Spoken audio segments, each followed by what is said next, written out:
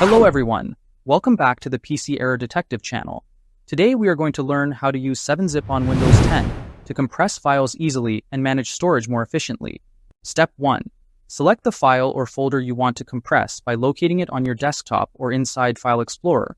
This is important because 7-zip works directly with the item you choose. Step 2. Right-click on the selected file or folder to open the context menu.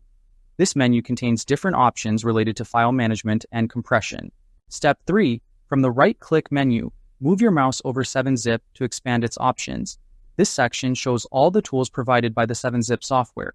Step 4. Click on Add to Archive to open the Archive Settings window. This option allows you to create a compressed file using different formats and settings. Step 5. Select Zip under the Archive Format option.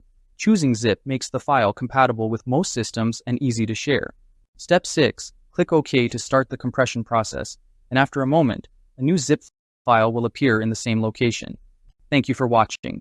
Don't forget to subscribe to PC Error Detective for more helpful tutorials.